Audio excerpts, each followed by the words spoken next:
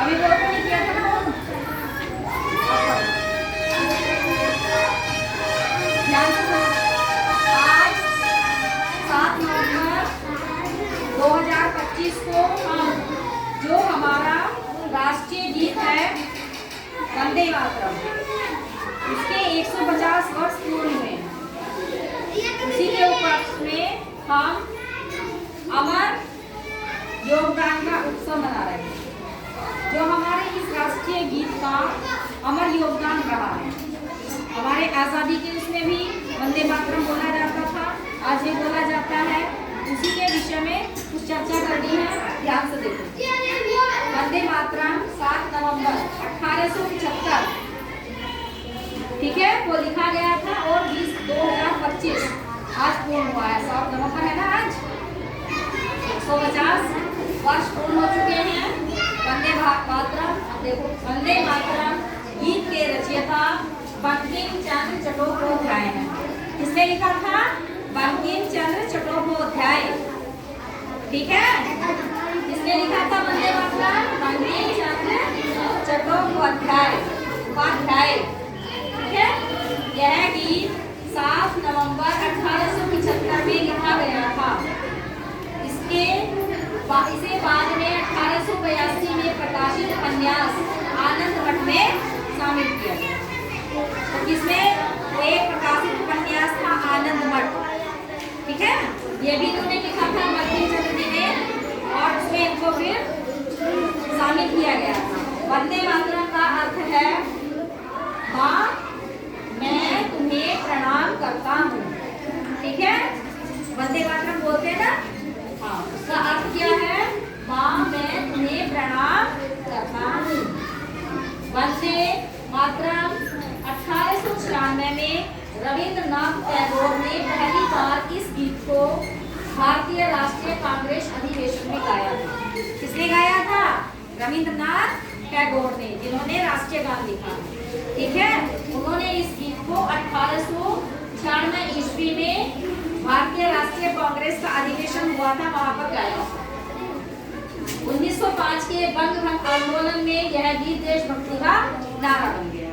हमें देश की आजादी चाहिए थी, स्वतंत्रता कब मिली है हमें? कब मिली है? 1947 को। तो वंदे मातरम हर जगह पूरे देश में जोर शोर से यह गीत पूरे देशभक्ति का नारा बन गया, ठीक है। गाते थे सब लोग। इस गीत में स्वतंत्रता में लोगों को प्रेरित किया। इस गीत ने लोगों को क्या किया था? बहुत प्रेरित किया था, एकता का भाव जगाया था। सब एकजुट हो गए थे कि हमें अपने देश को आजाद कराना। स्वतंत्र भारत में इसे राष्ट्रीय गीत के रूप में संविधान सभा ने 24 जनवरी 1950 को स्वीकृति दी थी, ठीक है। जब हमारा देश आजाद हो गया तो हमारा देश स्वतंत्र हो गया। उसके बाद इस राष्ट्रीय गीत को, ये राष्ट्रीय गीत बनेगा, संविधान सभा में 24 जनवरी 1950 को स्वीकृति दे दी गई, ठीक है। गीत के पहले 2 पदों को ही राष्ट्रीय गीत के रूप में अपनाया गया। कौन से थे? राष्ट्रीय गीत के वो जो पहले पद थे, 2 लाइनें शुरू थे, उन्हीं को ही अपनाया गया। गीत की भाषा संस्कृत और बांग्ला मिश्रित। किस भाषा में लिखी गया था राष्ट्रीय गीत? संस्कृत और बांग्ला भाषा। यह गीत भारतीय युवाओं में देशभक्ति और त्याग की भावना जगाने वाला हुआ, ठीक। क्या किया था इस गीत ने? क्या किया था? एकता को मजबूत किया था और देशभक्ति की भावना, त्याग की भावना, इसको प्रेरित किया था। इस गीत की पत्तियां शुक्लाम शुक्लाम मलयज शीतलाम, क्या है? शुक्लाम शुक्लाम मलयज शीतलाम। इसका प्रतीक बन गया है, समृद्धि का प्रतीक बन गया था। वंदे मातरम में भारत के सांस्कृतिक और पुनर्जागरण में गहरा प्रभाव डाला, ठीक है। और क्या किया हुआ था?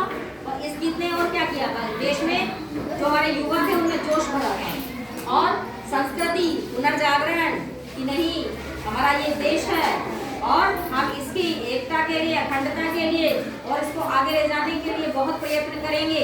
उस समय देशभक्ति की गूंज चारों ओर दौड़ेगी। सब बोलते थे ना वंदे मातरम। वंदे मातरम ने भारत के सांस्कृतिक और पुनः जागरण में गहरा प्रभाव डाला। आज भी यह गीत भारत की एकता, देशभक्ति और मातृभूमि के प्रति श्रद्धा का अमर प्रतीक है। अब भी तो करते हैं ना वंदे मातरम। 150 वर्ष पूर्ण हुए हैं वंदे मातरम के। भारत हमारा अखंड रहे और हम इस गीत को गाते रहें। अब बताओ मुझे किसने लिखा था? कौन है वंदे मातरम के रचयिता? बंकिम चंद्र चट्टोपाध्याय। ठीक है, हाँ। और यह गीत कब लिखा गया था? समझ में आ गया?